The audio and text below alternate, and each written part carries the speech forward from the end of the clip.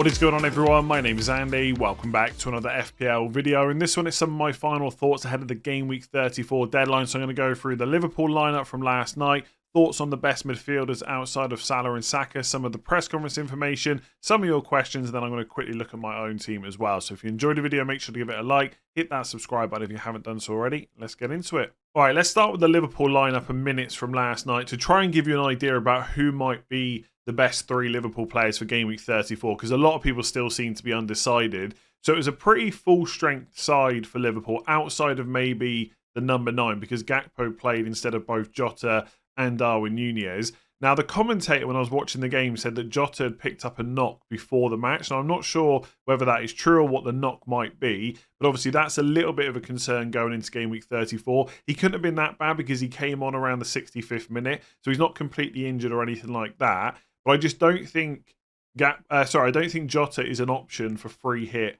or as a transfer in for 34. The minutes just are not going to be there. I don't think he gets 2 starts. I'm not sure many players will get 2 starts for what it's worth, but I think Jota is right down the list of possibilities for that. I think Diaz and Darwin Núñez are just much more likely. So I would probably avoid Jota. Salah and Diaz were 2 of the players that went off around the 65th minute. That's when Jota and Darwin came on. Is it ideal that Darwin wasn't part of a, like I said, almost full-strength Liverpool side? Probably not. But at the same time, he's played a lot of matches. There's a lot of games coming up. I'm pretty certain he's going to start in Game Week 34, at least for the first fixture. Would he play the second? Who knows, right? Probably not. But there is a chance now that he's had his rest last night. I think if I was choosing between Diaz and Darwin as the second Liverpool attacker, I would go Diaz. I just think there's slightly more chance that he plays twice, but it is a gamble either way. I don't think you can guarantee it for, either of those 2 players.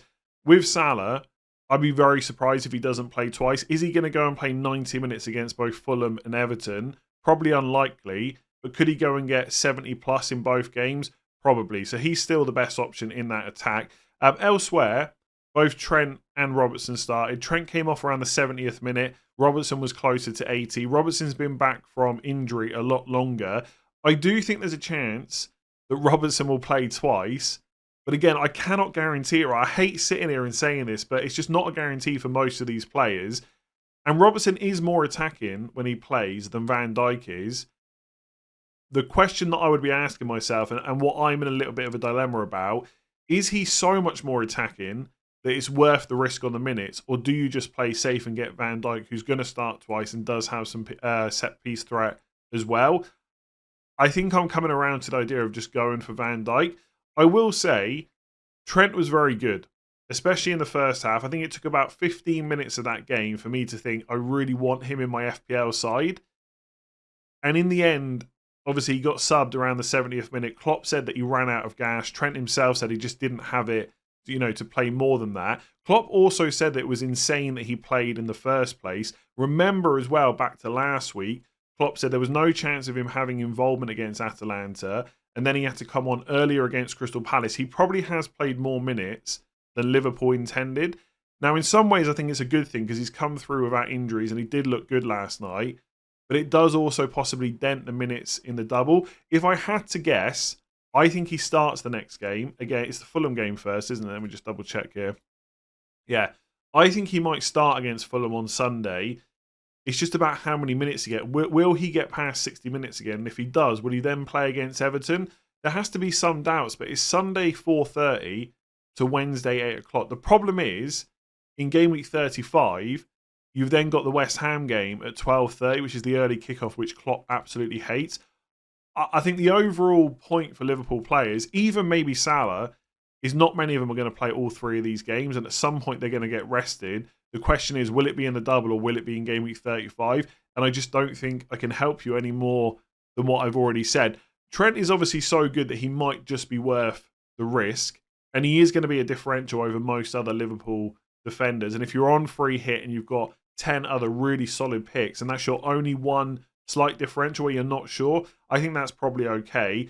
For my team, I want to talk myself into going for Trent. I'm just not sure I'm going to be able to do it. I think I'd probably rather take the guaranteed starts from Van Dijk instead and just hope that he can go and score a header. And if Trent's in the team, that probably helps Van Dijk a little bit from set pieces as well. So Yeah, I think if I was picking 3 on free hit, I probably wouldn't go double defense, but obviously it depends which other attackers you choose. I would go Salah, Diaz, and then Trent if you fancy a punt, otherwise Van Dijk. I do think Robertson has got more chance of playing twice than Trent does, but like I said, I'm not sure it's quite enough to warrant going him over Van Dijk instead. But let me know in the comments below, which 3 Liverpool players do you think are best, because it is a bit of a minefield. So there have been a lot of questions about midfielders this week. Elise versus Diaz, Diaz versus Havertz, etc. Tons of stuff like that. So I thought the best thing to do was put most of those popular midfielders in a list from order of who I think is best to worst. And I'll talk through my reasons in a minute because I'm sure some of you are going to disagree on these.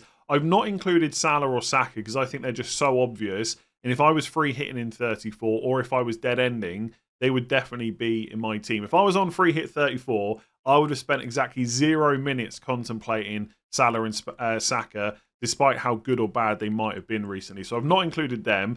So this is my list. I've got Eze, then Havertz, then Odegaard, then Diaz, then Elise, and then Sarabia. Now, if I recorded this video again in a few hours, or maybe on the deadline stream tomorrow, my preferences might be slightly different because I think some of these are really close calls. But this is a rough order, and a lot of it is based on who I think is going to get decent minutes. If you think Elise is going to start both games and play 60 or 70 minutes plus in both of those matches, then I would probably put him a little bit higher because his underlying numbers this season have been really good. The reason I got Eze at top, 2 home games, 2 teams I think they will get chances against. I think he's been back from injury long enough now where he should get 70 to 80 minutes plus in both games. And I'm pretty confident he's penalty taker for Palace. Not 100%, but fairly certain. I don't really want to overthink that. So that's why I've put him at the top.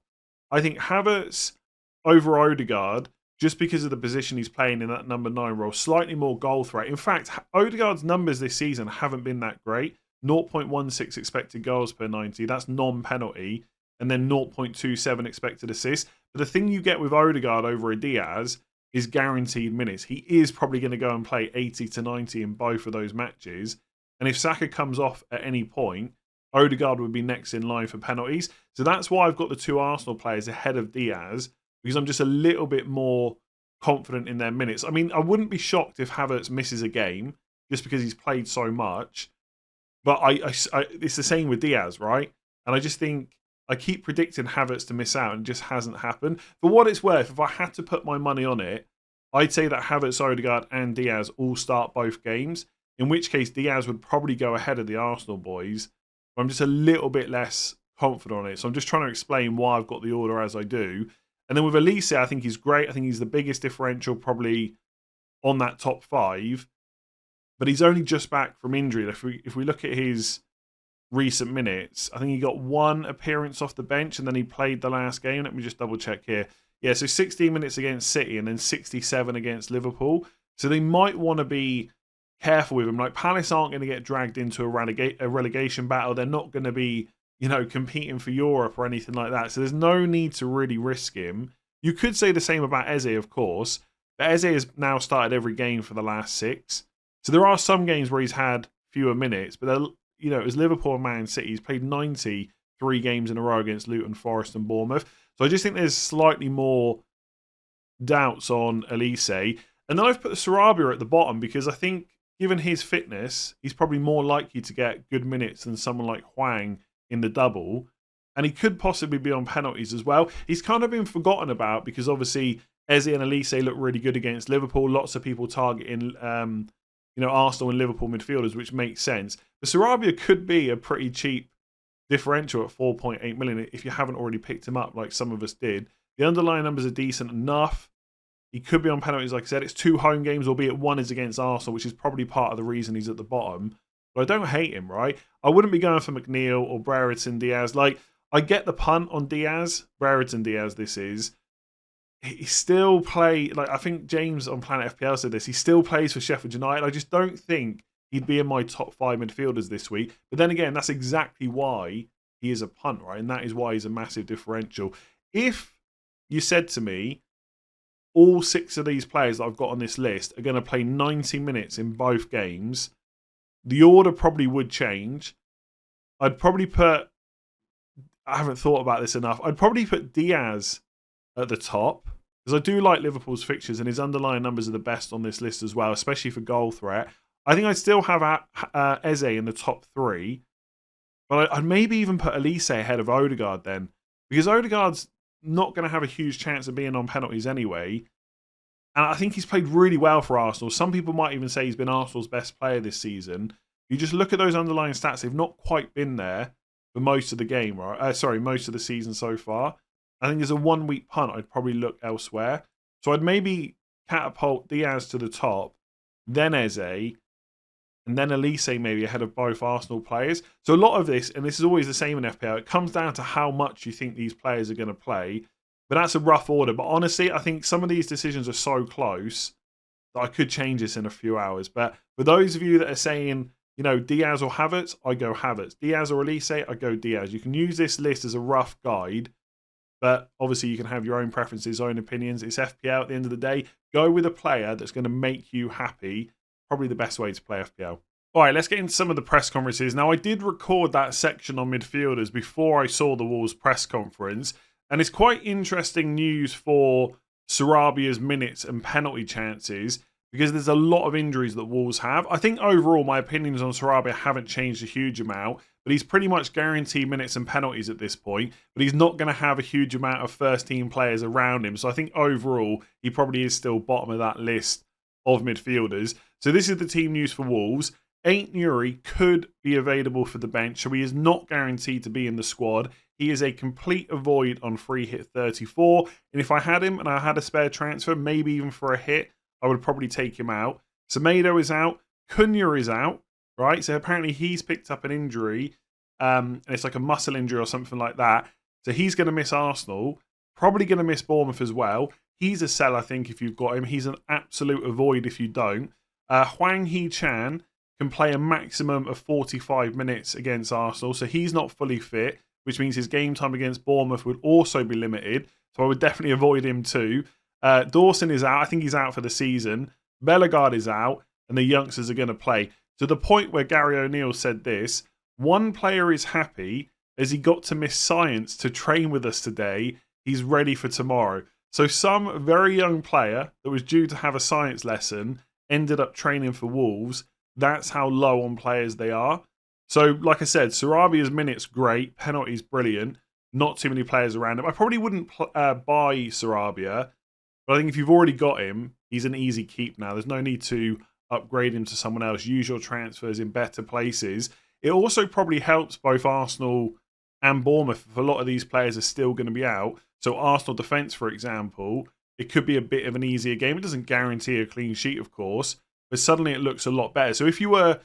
I'm sure there's not many of you out there, but if some of you were doubtful about having 3 Arsenal players, I'm not sure why you would be in that position, but if you were, this would make me feel a lot better about it. And I guess it also improves Bournemouth players a little bit as well. Some of those players could be back by the Bournemouth game, but it's not a guarantee. I'm not expecting Cunha in that match. Like I said, Hwang's minutes will be low. And if Toney's not even guaranteed to be on the bench against Arsenal, he's certainly not guaranteed to start against Bournemouth. So Wolves are running low on players at the moment. Probably a complete avoid on free hit. And I certainly wouldn't bring anyone in apart from Sarabia. And even in that case, I still think there's better options. But if you've got him, definitely hold on to him. So just on a couple of Everton players ahead of their double in 34, Sean Dyche said he's hopeful of having Branthwaite, Calvert-Lewin and Idrissa Gueye available for Sunday's game. He did state a couple of times they've only done light training today, and it sounded like they get a bit more of kind of training load tomorrow to see how they react. So they're not guaranteed to be available to start, but they're certainly not anywhere near being ruled out either. And Nathan Patterson has been ruled out for the rest of the season. I would just avoid Calvert-Lewin. Even if he was fit enough to start against Forest, there's no guarantee he'd also get the Liverpool game. I would almost treat him as a single game week player. I think there's better options out there. Even if you can't go for Cunha now, you've got Mateta at Crystal Palace. With Branthwaite, I certainly wouldn't risk bringing him in over on free hit or with a transfer. But if you've got him, I think... And look, if you've got no other transfers to use, so it's going to take a hit, for example, to sell him, I think I would risk starting him against Forest, because if he's done light training today and he can get through tomorrow, presumably, let me just double check this now, Yeah, the Forest match isn't until Sunday, which makes sense. Otherwise, why would they have a training session tomorrow? If you can come through that, it'd be quite surprising if they don't include him, because he's obviously part of their best defence. So I think I would risk Branthwaite if I owned him already, but I certainly wouldn't bring him in. Okay, so this is what Pep Guardiola has said about De Bruyne and Haaland. On De Bruyne, he said he feels well ahead of the game against Chelsea. He said that he came off after about 110 minutes because he felt something in his hamstring. Just a bit of fatigue, basically. Nothing major moving forward. Obviously, he was out for a long time with injury, so he should be fine. I actually think where there's a gap between games now where Man City aren't in Europe, once they've got their FA Cup tie done with Chelsea, De Bruyne could be a nice differential, but I still think that the price would put me off. Because as I've said many times now, even if you build a draft without Salah for wildcard 35, money is still tight depending on who else you go for. But maybe now with no European matches, De Bruyne is a little bit more of an option. On Haaland, he said it's a case of we will see. He felt a muscular issue and that's why he asked to come off against Real Madrid. Now, that's not ideal, and we're not going to get more information now probably before the deadline, and they do have to play Chelsea in the FA Cup before they play that Brighton game. Personally, I think he'll probably be okay, but that is based on pretty much nothing, only what Pep Guardiola has said. It's the fact that he said we will see. He wasn't any more negative about the injury, that it could possibly be a bit of an issue. And as much as people say Pep lies in press conferences, he's actually fairly open, not like the Gary O'Neill press conference for Wolves, but he usually tells you if there's something a little bit more worrying there. I think either way, Haaland was going to be rested against Chelsea, and I think this gives them the opportunity to do that, and obviously getting back for the Brighton game in the league, where he's not necessarily going to be more needed because Chelsea is not an easy fixture, but obviously the league is still very much on between them, Arsenal and Liverpool. So I think he'll be fine. I probably wouldn't sell him for a hit, especially if you've got someone good first bench. If you've got a spare transfer, maybe and like your dead ending into game week 34, you could look to buy someone like Mateta or Darwin or whoever it might be, right, that you don't own. But I think for most people, it's just probably worth keeping hold of him. Like for me, I've got Zabarnyi first bench with the double game week of Villa and Wolves away. I could maybe play him over Haaland, but I'll probably just risk it. Because I think if he plays against Brighton, it is a pretty good fixture. So I don't think there's any need to panic here. If I was free hitting, I wouldn't have had Haaland anyway. I definitely wouldn't have him now. I would go all in on the double game week players. For everyone else, I think this is enough to... I think because of the gap to the Brighton game, it's worth probably just risking it. If you're in a situation, again, where you're wildcarding in 35 and you're not really sure what to do with your transfers because you're in a luxury position where everyone is fine, then yeah, bring in a double game week for Haaland and then just wildcard him back in next week. But for most other people, I think we just play him. Unless we get any more news, there'll probably be embargoed quotes later on tonight. We'll discuss those on the deadline stream tomorrow if they happen. But right now, I just feel like I'm probably going to play him. I don't know. In the back of my mind, I keep thinking there must have been some kind of issue there, because why would he have wanted to come off at the 90 minutes against Real Madrid when you got extra time to go? You could maybe go and win it. I mean, imagine how good that would have felt to score the winning goal and go through rather than go out on penalties when you're not even on the pitch. So there must be something there. I'm just hopeful that it's not too bad. He wasn't massively limping, once the game was fully over. Pep doesn't seem overly negative about it either. He kept saying, we will see. I'm hoping he'll be fine. I'd probably keep him, I think. So just on Crystal Palace and the likes of Mateta, Elise and Eze, it looks like no news is hopefully going to be good news. This is what Glasner confirmed in the press conference. Jefferson Lerma will be missing for both West Ham and Newcastle. I think he's picked up a hamstring issue. Rob Holding will be back in the squad. Chris Richards trained for the first time today, so that's on Friday. Joel Ward has had issues with his groin, but he's not completely ruled out. And then Will Hughes couldn't train today. He said the final decision on Richards, Ward and Hughes will be taken tomorrow. Now, that doesn't really affect FPL too much. Like, if you're looking to buy a defender this week from Crystal Palace, it's Munoz or Mitchell. I don't think you should really be looking at anyone else. I mean, Anderson's not that bad, does have some threat from set pieces, but I'd probably go for one of the wing backs. I guess there's some people out there that may have bought Chris Richards a few weeks ago when he was playing regularly, and the fact he's only 3.9 million. I'm not sure. I don't know if I would bother risking him. Like, there is a chance he's back in the team tomorrow, but is he going to come back from injury and go straight into the 11? I'm not sure he will. And I think if you're relying on him for minutes in the double, I think I would probably prefer to sell him. If you're someone that hates taking hits or you don't want to take hits for defenders, then stick him in your team and hope for the best. But I don't think it's great that he only just started training today. And they do have other options in that position as well. But in terms of the attackers, given that we haven't heard anything negative about Eze, Elise and Mateta, I'm going to assume they're fully fine. Obviously, Eze has been back now from injury for quite a while. He should be good. Elise got his first start last week and Mateta keeps playing. So I think all three are good options and I like all of them with their home fixtures. So whether you're looking to dead end your team or free hitting 34, I'd probably have at least two, maybe even three Crystal Palace players. Dean Henderson in goal is another option too. So I think the main player to talk about at Brentford is Ivan Toney, and this is what Thomas Frank has said. He's progressing from a hip injury and desperate to start, but didn't confirm whether he's fit enough to actually start. And obviously over the last 2 game weeks, we've seen him be on the bench. It was no minutes last week. It was about 9 or 10 minutes against Aston Villa. I think at this point, it's time to sell. Like, if you're without chips, you know, and you can't go all in on the double game weeks, Toney looked like quite a good option to hold on to because it's Luton away, Everton away, Fulham at home, and Bournemouth away. But I just don't think you can keep putting yourself through this every week where you're not sure if he's going to start, especially when we've only got 3 forward slots and especially when there's a lot of good options out there. So I would probably sell him. Some people are probably in the position where that decision then comes down to whether to take him out for a hit or not.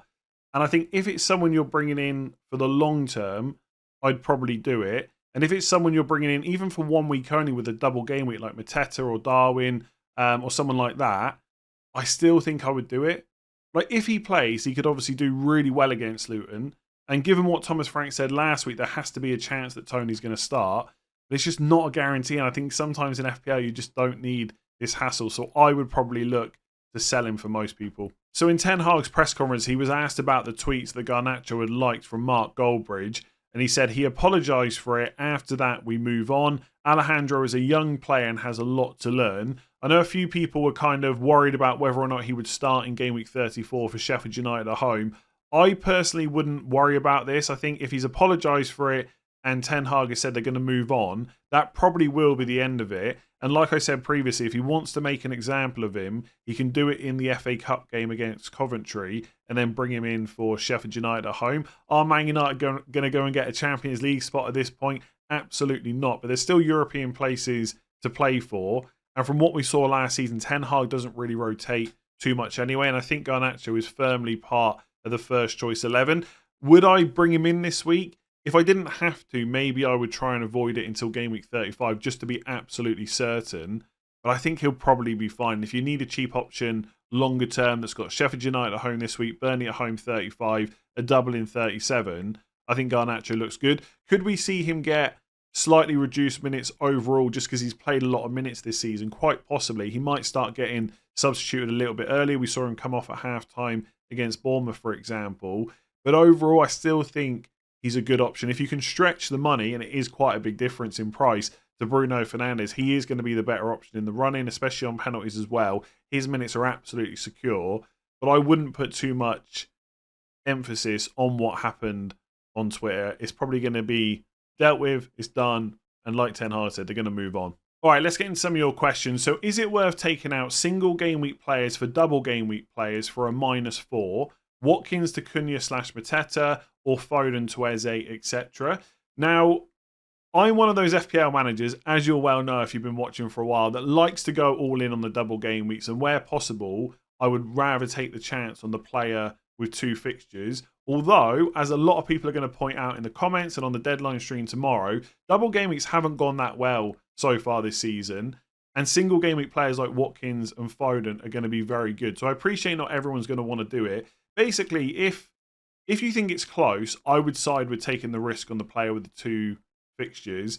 If you don't think it's close and you think the single game weeker is great, then just don't do it. I'd be more willing to do Foden to Eze than Watkins to Cunha and Mateta. It's not that Foden is like loads worse than Watkins, but I just think there's lots of good midfielders this week, and that's not quite the case with the forwards. Like if I was on free hit 34, I would almost certainly go 3-5-2. And it's not that Cunha or Mateta are bad options, but Watkins is great. And I think Mateta will play twice, but there's always going to be slight doubts there that someone else might get a game instead. I guess Cunha will almost certainly play twice, but he's not necessarily on penalties, and he's also got to play Arsenal as well, whereas Watkins against Bournemouth is a pretty good fixture. Although, on the flip side, Aston Villa have obviously just had to play 120 minutes in Europe, and it's gone to penalties, so maybe they'll be a bit tired for this game. You just don't know how it's going to work. And Villa are, let me just double check here. Yeah, Villa are one of the teams playing on the weekend, right? So they're playing their Premier League fixture on Sunday. Whereas Foden to Eze, I really like Eze for this week. And I'm pretty sure Foden will start against Brighton. It's a pretty good fixture. But in that case, I'd probably be willing more so to take the risk. So as always, right, without having every other hit lined up to answer the question for, I can't say whether I would definitely do it. But I'm more likely to do it for the midfielders than I would be for the forwards. Like even Watkins to Darwin Nunez, I'd have a little bit of hesitation about because I'm not convinced he's going to start twice. Would I do it? Probably, but I'd be less confident than I would be with like a Foden to Eze. And we know how, by the way, we know how good Foden is, right? He scored a couple of hat-tricks this season. You know, he could easily do it again against Brighton. So don't do it thinking there's no risk. But I think I would more so take the chance. Defenders, much less so. And obviously goalkeepers, similar. But if you've got no playing goalkeeper, I would definitely take a hit to get a double game weeker in. So speaking of -4s for defenders, is Zabarnyi to any Arsenal or Liverpool defender worth a hit? I've thought about this a lot this week because I've got Zabarnyi in my team. I'm not in a position where I need to make this transfer, but I've been thinking about it just in case.